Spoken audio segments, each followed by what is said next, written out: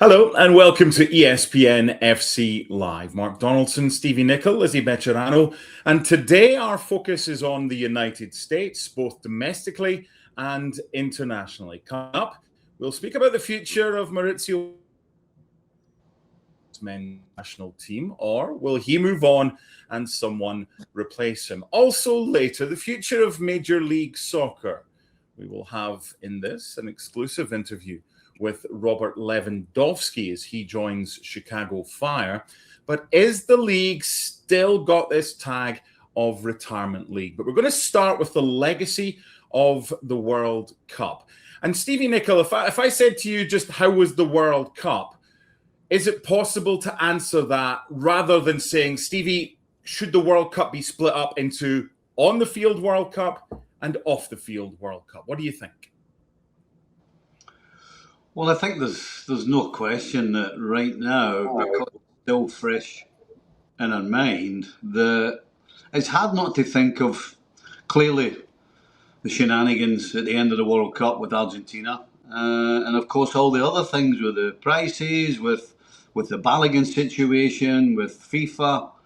So right now, it's difficult to think the future with USA and what will come of having the World Cup, mainly in the USA. I would suggest that there's no question that it has brought more eyes on the game of soccer here. But the question is, how long does that last? And I think all of those things that I've just mentioned that were away from the field, how is that going to affect the new eyes in the USA? Because if I'm thinking about it, are the new eyes thinking about that? Are they thinking, is this really what happens? Do the players show a lack of discipline? You know, the rules officials, do they pick and choose what's right and what's wrong? Do the officials that run the actual thing? So I think it's very difficult right now. And I guess I can probably just talk about myself. I'm finding it difficult to get past all the other stuff, as opposed to some of the great games that we saw during the World Cup.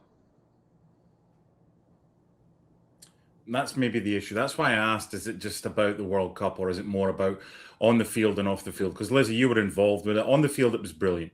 We had some wonderful games. We had some great stories. But do you think it's been tarnished by the things that happened off the pitch? You were involved as a journalist. What were your experiences like? In the commotion of the situation and being so far removed from the field at MetLife Stadium, well, New York, New Jersey Stadium, we couldn't necessarily see what was going on, but we saw a situation develop on the field. Now, I know it became a huge talking point after the World Cup final, where we should instead be speaking about what happened on the field, analyzing the actual game between Argentina and Spain, and congratulating Spain for their victory. But I don't necessarily think that it tarnished the World Cup as a whole and the impact that it can have on the United States. I believe it was Gabby who mentioned that players shouldn't necessarily be sanctioned because there's an ugly and passionate side to football. I don't necessarily agree, but I do think that there is more to football than we have been speaking about in the past, and this is all truly encompassing of such a passionate sport. Now, the impact that I've seen since then in the United States in particular are these conversations of how do we get the United States, how do we get the USMNT into the Final Eight, into the semifinals, into the actual final.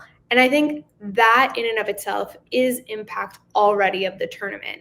Having these conversations, talking about pay to play, exposing the weaknesses of the system that starts from the root, I think that's more of an impact than just judging by how many people are now watching MLS because of the World Cup, or how many people are buying jerseys for the US soccer team, or like any other team that participated in the tournament. And so I think that's something that could be really exciting for this tournament. And I agree, time will tell. It's still a little bit early to see how these conversations will develop, how these fans will continue to be involved.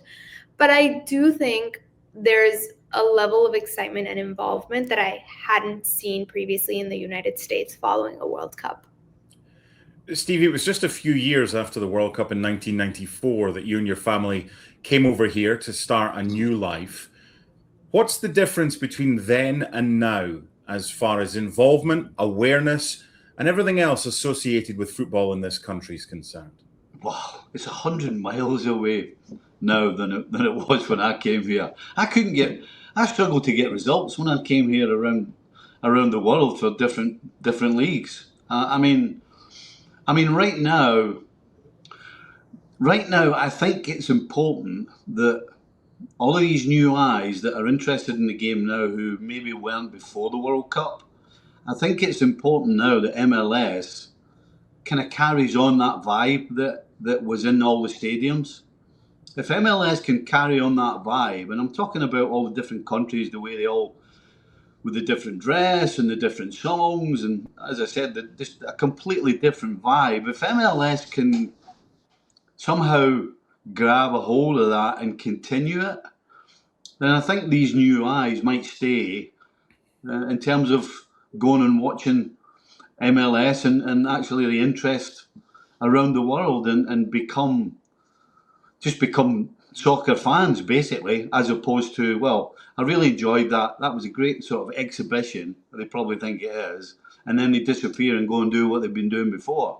So I think MLS has actually got quite an important role to play in keeping the new fan involved in the game. And of course, with the likes of Lewandowski coming, I think that obviously helps.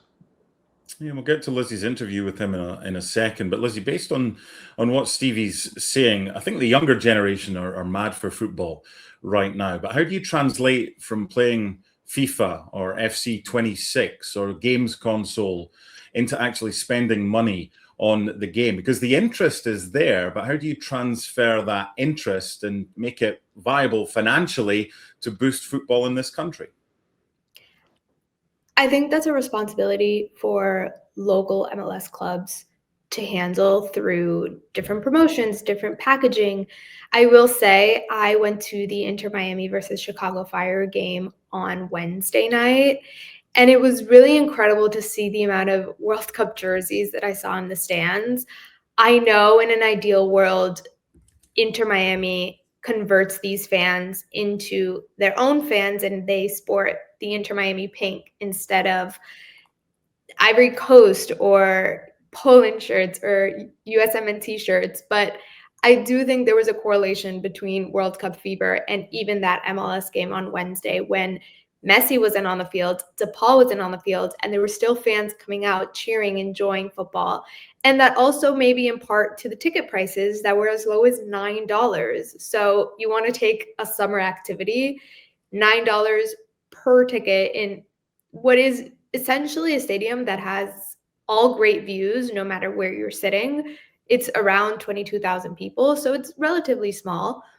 And it was really great to see. I mean, again, they're not super involved quite yet, but I think that kind of turnover is really exciting, but dependent on MLS clubs to promote, make themselves known, and capture the audience of fans that are so willing to watch football.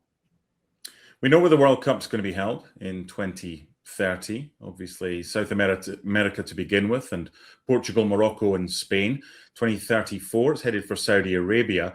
Stevie, in 2038, it hasn't been announced yet. Would that be too soon for the US to maybe want to have it again because CONCACAF might be due? And more importantly, what are the big questions that US soccer would have to answer to FIFA to get the World Cup back here after this one? I don't believe they've got any questions to answer, and I don't believe if the US could have it every 4 years, they would have it gladly. I mean, there is absolutely no reason why the US wouldn't want it, and the only reason FIFA, I mean, considering the amount of money that FIFA have made out of this tournament, I mean, FIFA would love to just be able to say, you know what, let's just go to the US every 4 years, and then we'll make tons of money. I mean, that's what they would love to do. So the fact that it becomes available for them, what was it you said, 2038? Mm-hmm. Means you'd have to say USA is ahead of the curve already. I mean, why would it not go back to the USA? I mean, we complained about the prices, but people still ended up in the stadium. And that's the main thing. You know, we can gripe and talk about how it should or shouldn't have been this price and that price. But the bottom line is that the interest was so high that regardless of the price of the ticket, people were still prepared to come. And I don't see that changing because surely FIFA at very least will have learned that they were asking too much. Now, that might be a stretch, but as I said, there's absolutely no reason why, if you're FIFA in particular, you wouldn't come back to the US as soon as possible. Because let's face it, FIFA are probably more interested in making money than anything else. And they ain't going to make more money anywhere else than the USA. So I don't see it as a problem. It's going to be tougher for FIFA to explain to other countries why they're not going there as opposed to why they're going back to the US. That's the biggest problem FIFA has. How do we keep everybody happy but still manage to somehow get to the USA and make the amount of money we did in this tournament? That's what it's all about. We'll hear from Robert Lewandowski very shortly, but just before that, just to kind of wrap a little bow on this one, Lizzy, given the interest in football in this country right now in the United States, should we make it more affordable to capitalize on the interest as far as getting youngsters into the game is concerned? Yes, 100%. I think most of all, and something that is sometimes forgotten, is this is a sport for everybody, and this should be accessible for everybody to participate. And I don't want to only relation that thought to the stars that could help the World Cup in 2030 or the stars that could help the US grow in 2038 if they were to host. I think this sport can change lives from a very young age, and everybody deserves the opportunity to be given the chance to shine. And restricting that with paywalls and making it an exclusive sport for the top 5%, I think it's inexcusable.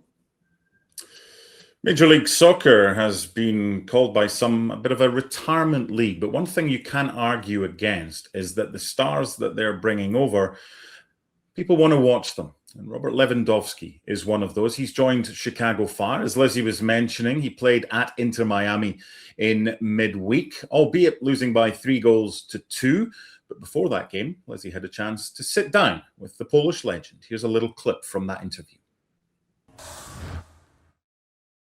What was your perception of MLS before joining the league, and how do you think your style of play adapts well to the league? I know that the MLS, that's this kind of league that is very physically. I know that the players they're ready to run, they're ready to fight. But I like this kind of style of football, and of course I can play with the high pressure and with playing from counter-attack. It depends what we want to do, what kind of situation we have on the pitch, on the field.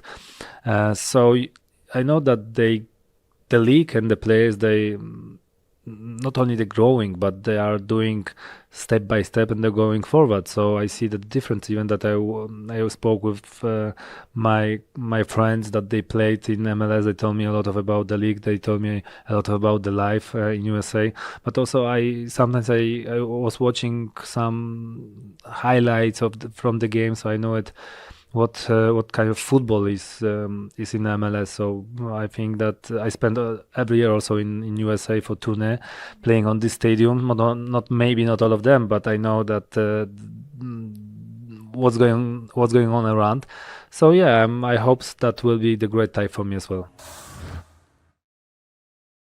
And you can see the full interview with Robert Lewandowski on the ESPN FC YouTube channel. He's 37 now, Stevie, but he also scored 23 goals at Barcelona.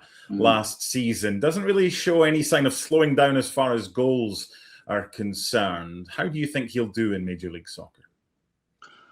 Oh, I mean, come on. Listen, as long as he gets service, he's going to score plenty of goals. I mean, that's what the key is for Chicago and for Lewandowski. You know, whether it was Bayern, whether it was Barcelona, regardless of what age he was, when you give him service, the ball's going to end up in the back of the net.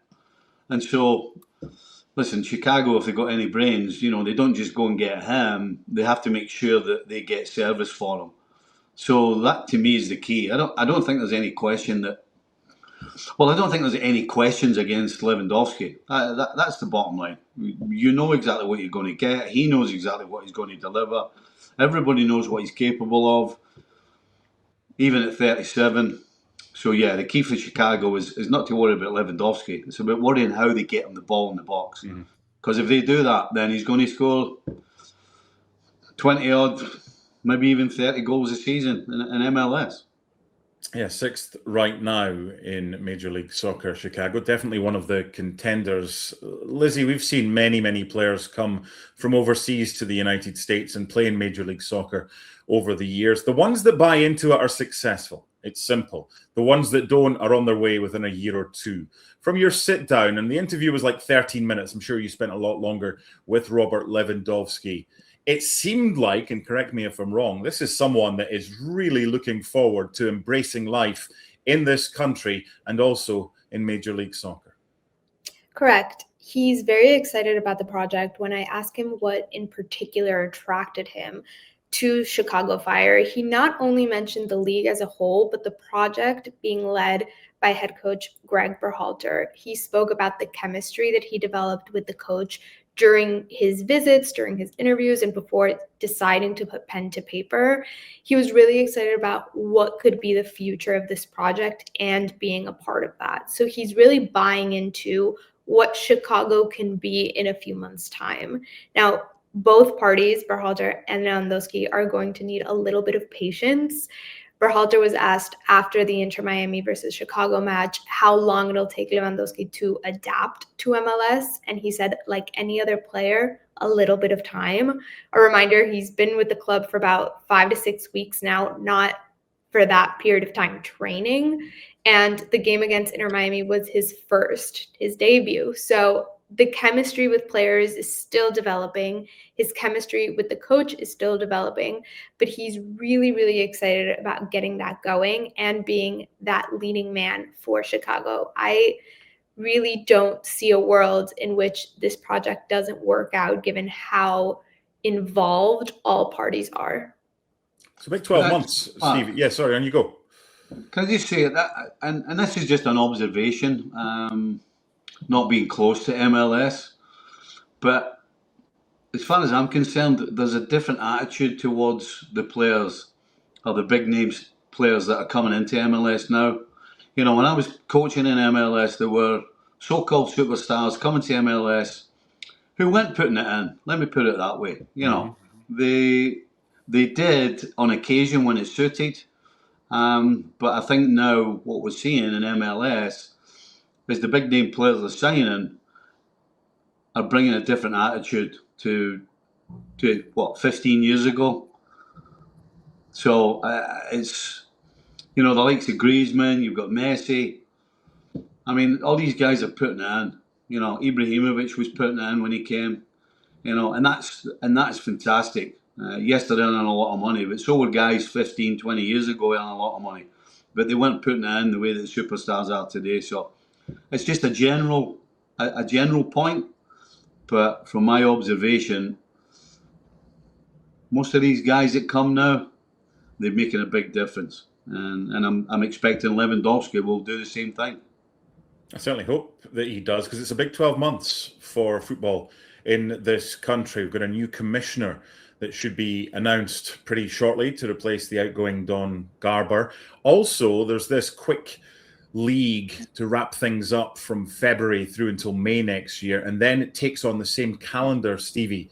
Now, ever since you came over here to the Boston Bulldogs back in the day before you went to the Revolution, they've had the kind of spring through autumn, fall important that along with the new commissioner and along with the new calendar, MLS gets things spot on and gets things right to take it to the next level? Well, this is going to be a huge year for MLS in terms of how it pans out, because it was spoken about when I remember sitting down in pre-season meetings with the league and all the other coaches and all the other teams, and the talk 15, 20 years ago was, how is it possible that we can get on the same calendar? And it just didn't seem possible.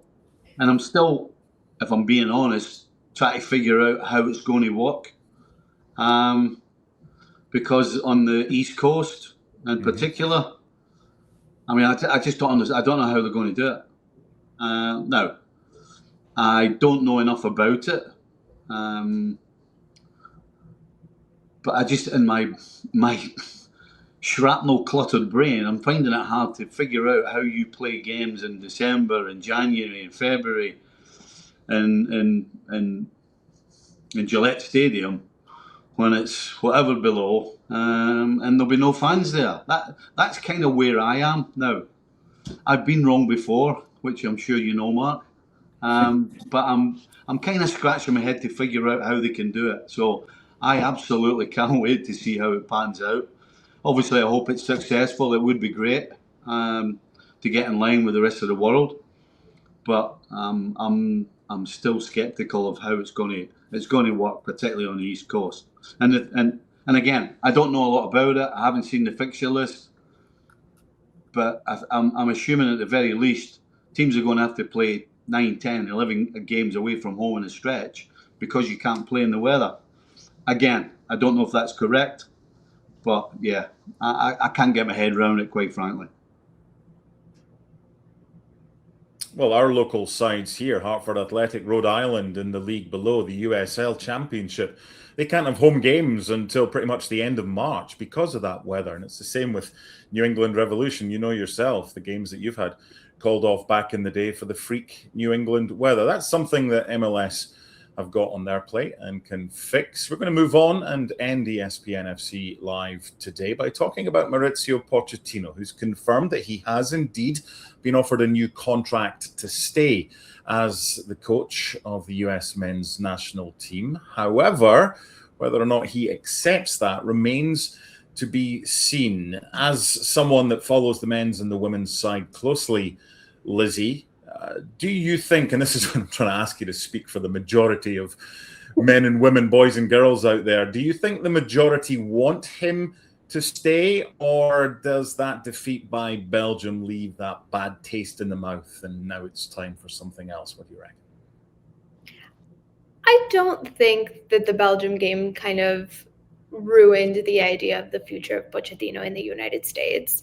I've spoken with a couple of USMNT players who were at the World Cup, and I spoke obviously about Pochettino, and all of them really mentioned the impact he had on the team and how he propelled a great competitive atmosphere.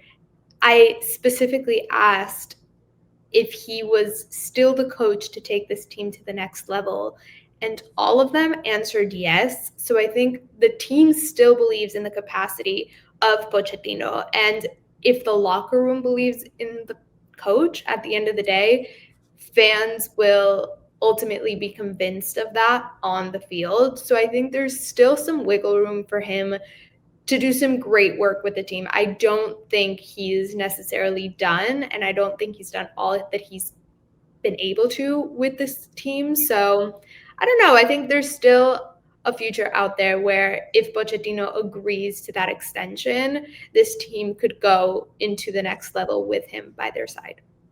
What do you think he'll do, Stevie? Do you think he will accept the extension, or the fact that he only signed a deal in September 2024 through until this World Cup? Does that suggest he might have his eyes on other prizes? Yeah, I don't think he'll resign. I think he's far too young still. International football managing is you're semi-retired. How many times do you get together during the year? you know, and that's as big a reason as any. I think it would be a shame for the US, to be honest, because there's no question in this World Cup, other than the Belgium game, the way we saw the US going about it is not something that we've seen in the US. Certainly in my time being here, I've been here 26 years. I've never seen a US team on a consistent basis stepping forward and going for the opposition's throat. I mean, that's what they did up until the Belgium game. And it really was a bit of a transformation, because all the games leading up to the World Cup, we were thinking, and I know I was, how's this team going to win games? You know, how are they going to create chances? Because they weren't creating chances. They weren't putting teams under pressure. So it was all questions and questions, and then all of a sudden, from Paraguay on, as I said, other than the Belgium game, we actually saw a US team that was playing on the front foot. And again, as I said, I don't remember that. And the way they did it and the way they went about it was just, it completely transformed what the US men's national team was.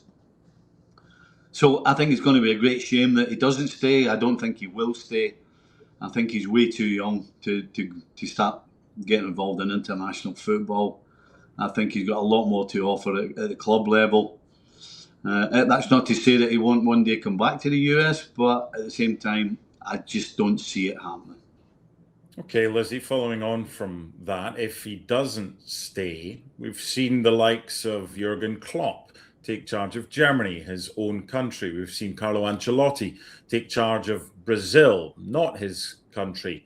Would you like to see an American replace Pochettino if he goes, or is that narrowing unnecessarily a range of talented coaches that you might be considering?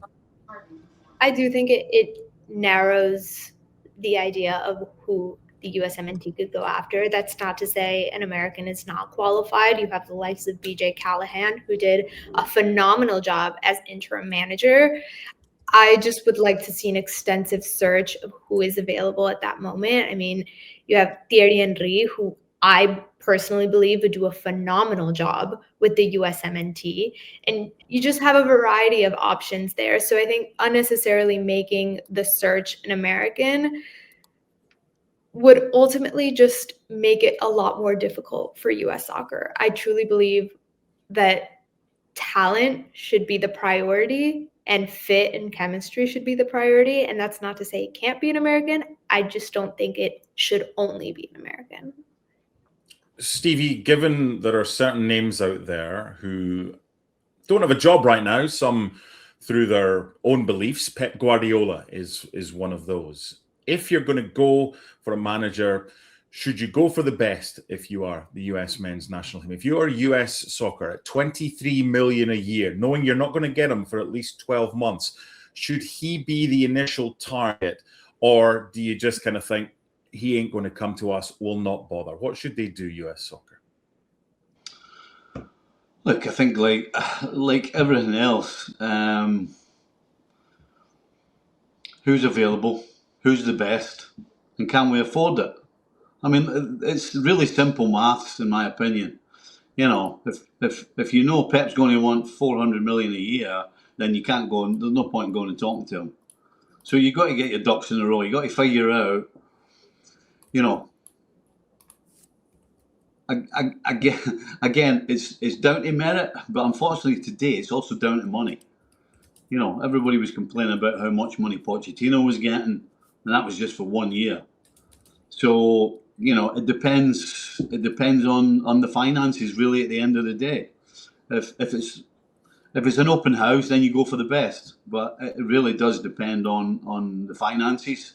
And that, unfortunately, is going to be the bottom line for the US. I'm not sure they could afford Pep unless they did what they did with Pochettino and you get a billionaire donor to pay for it. But that seems a bit of a stretch. But you never know. So, yeah, you got to go for the best. But at the same time, it depends what you can afford. That'll do us for today. Thanks to Stevie. Thanks to Lizzy. Tomorrow it's a deep dive into Real Madrid. Jose Mourinho's Real Madrid still seems bizarre talking about that. And what about their transfer business ahead of the new season, especially with today, Vinny Jr., with just a year left, being linked with a move to Arsenal? I'll be joined by Don Hutchison and Alex Kirkland as we have a look at Real Madrid in a deep dive on ESPN FC Live tomorrow. Thanks for your company today. Bye for now.